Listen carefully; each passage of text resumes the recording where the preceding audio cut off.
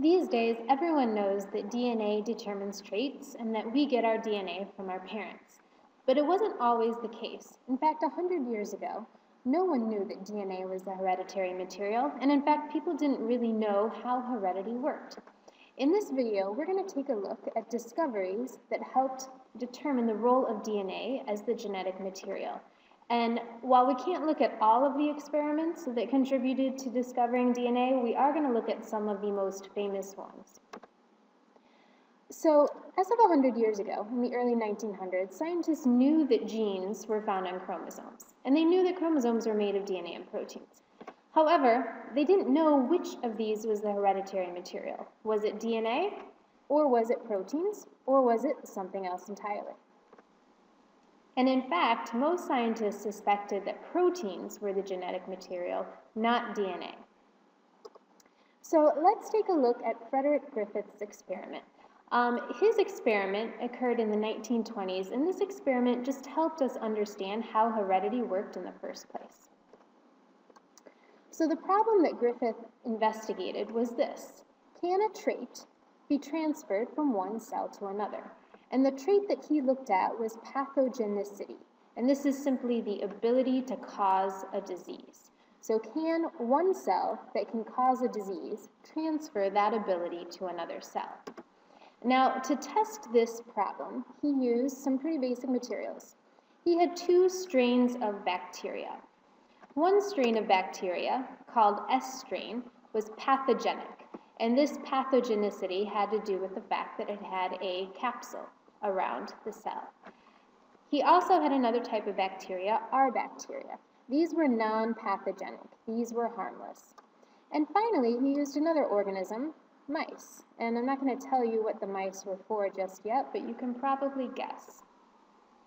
So here's what he did. He did 4 different experiments. He had 3 control groups and 1 experimental group. So in the first experiment, he took some living S cells, remember those are the pathogenic ones, he injected them into a mouse, and the mouse died, as expected. So this control confirmed that the S cells were pathogenic. He then took some of the R cells, as another control, injected them into a mouse, and the mouse remained healthy, thus confirming that the R cells were non-pathogenic and wouldn't kill a mouse. Then he had one more control, and this time he killed the S cells using heat, and then he injected them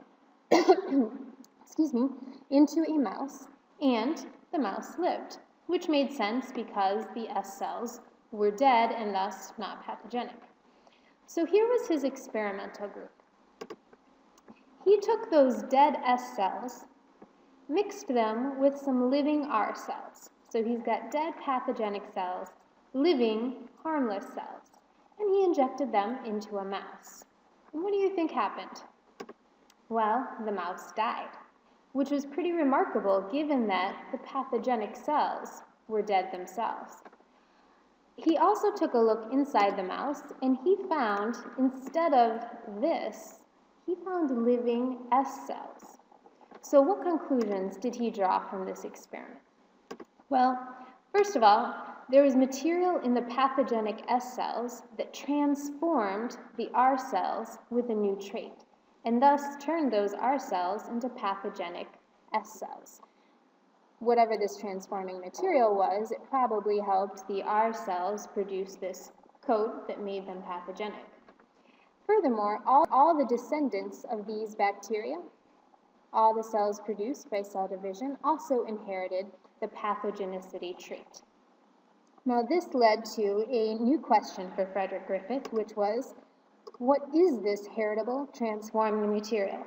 He knew that something from the S cells transformed the R cells, but he had no idea what this material was. Which leads us to the Hershey-Chase experiment. This experiment picked up where Griffith left off, trying to figure out what the hereditary material was. And the 2 primary candidates were DNA and protein. So the problem that Hershey and Chase investigated was this: is DNA or protein the hereditary material? And they used 2 organisms, well, sort of organisms, in their experiment. They used bacteria, shown here, And then they used another entity called a bacteriophage. A quick review of what a bacteriophage is. A bacteriophage is a virus that specifically infects bacteria, hence the name bacterio, and phage meaning to eat. And bacteriophages have a very simple structure, like all viruses. They've got a protein coat. You can see the tail here made of proteins and the head made of proteins surrounding DNA inside. And when they infect bacterial cells, they use the parts of the bacterial cell to make more viruses. So these were useful for Hershey and Chase because they were going to look at which molecule, because there's only two molecules in the bacteriophage, is it the protein or the DNA that actually enters the bacteria cells and takes over the bacterial cells. So you might be asking yourself, well, bacteria and bacteriophages are pretty small. DNA and protein are even smaller. How are scientists supposed to know what material is entering a cell and what it's doing? Well, scientists have a pretty clever way for tracking tiny molecules, and it involves radioactive isotopes. If you remember, we saw radioactive isotopes being used in evolution for dating fossils. Well, they can also be used to track chemicals when they're in living things. So radioactive isotopes are versions of atoms that give off radiation. For example, carbon-12 is a normal carbon atom, but carbon-14 is an isotope of carbon that gives off radiation.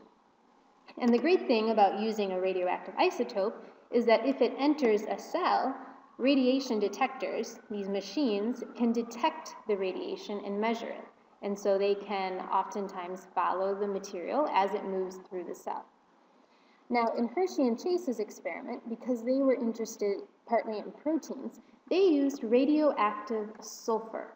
Sulfur is an element that you will find in amino acids that make up proteins, but you won't find it in other biological polymers, like DNA, carbs, or lipids. So using radioactive sulfur allows Hershey and Chase to track where proteins are. They also needed to track DNA, and so for tracking DNA, they used radioactive phosphorus. Remember that the sugar phosphate backbone of DNA contains phosphorus. So by using a radioactive version, they could then see where DNA was. So here were the materials they used. It was a pretty simple but elegant experiment. They had bacteria, bacteriophages, and then some radioactive sulfur and phosphorus isotopes. So anytime you see a bright blue or a bright pink, that is indicating radioactivity. They also used a kitchen blender, which you probably have at home. Don't do this experiment at home, though. They used a fancier machine called a centrifuge. Here's the centrifuge.